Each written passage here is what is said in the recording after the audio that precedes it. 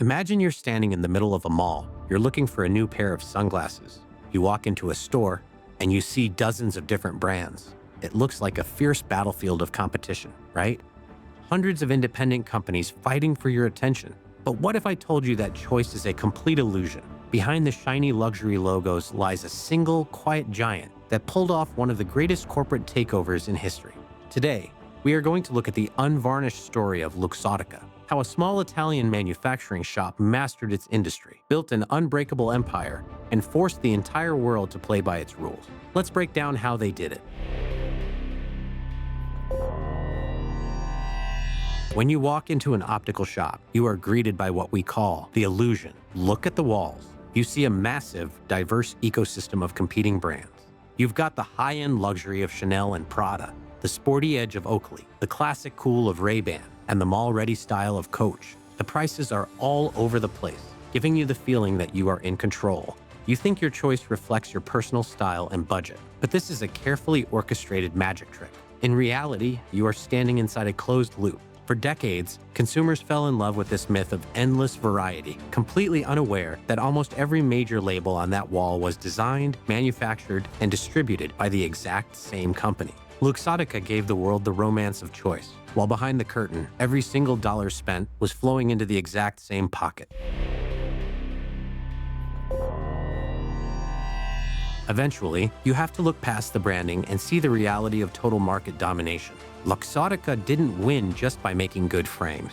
They won by orchestrating a brutal genius strategy called vertical integration. Vertical integration means you don't just own the product, you own the entire supply chain. Luxottica realized something crucial. If you only control the factory, you are still at the mercy of the store owner. So what did they do? They bought the stores. They acquired retail giants like Lens Crafters, Sunglass Hut, Pearl Vision, and Target Optical. Suddenly, independent frame makers were trapped. If an independent brand refused to sell their company to Luxottica or tried to fight them on pricing, Luxottica simply pulled that brand's glasses out of Sunglass Hut and Lens Crafters. Iconic brands were forced to either bend the knee or face financial ruin. The message was clear: join Luxottica's system or disappear. To protect this empire, Luxottica's leadership engineered the blueprint, a strict three-tiered hierarchy that controlled a pair of glasses from the moment it was just raw plastic to the moment you swiped your credit card.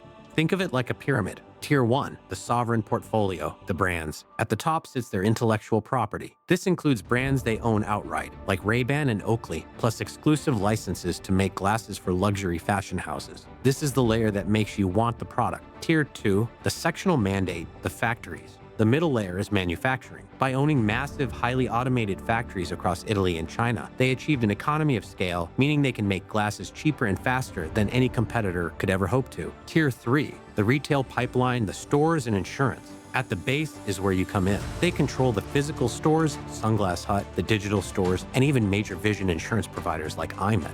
Under this blueprint, Luxottica effectively became the manufacturer, the distributor, the retailer, and the insurance company paying for the product. Once you own the whole system, that blueprint turns into the weapon. Because Luxottica controls the entire pipeline, they can dictate market prices with zero fear of competition. A pair of premium sunglasses that costs less than $30 to manufacture can suddenly be priced at $300 on the retail floor. Why? Because there is no one left to stop them. The ultimate example of this weapon in action is the story of Oakley. Years ago, Oakley was independent and tried to resist Luxottica's pricing pressures. In response, Luxottica simply dropped Oakley products from all Sunglass Hut locations. Oakley's stock price instantly collapsed. Starved of retail oxygen, Oakley had no choice but to surrender. Luxottica bought them up at a discount. They used their structural dominance to suffocate a rival and absorb them. In business, the numbers are the ultimate proof of whether a strategy works, and Luxottica's numbers are staggering. A few years ago, Luxottica merged with Essilor, the world's biggest maker of optical lenses. The combined mega company, Essilor-Luxottica, commands a market cap worth tens of billions of dollars. They captured a crushing majority of the global premium eyewear market. Because every section of their empire works together in perfect harmony, their profit margins are almost unheard of in the manufacturing world. Markups on eyewear consistently reach historic highs. The math proves a simple rule: if you control the vertical structure, you control the revenue.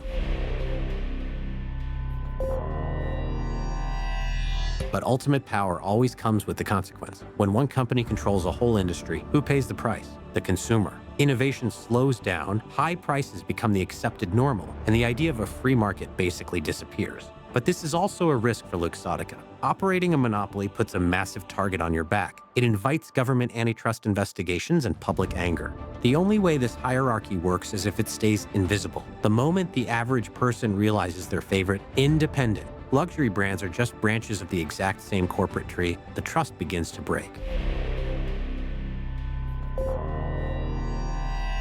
What is the ultimate takeaway for us?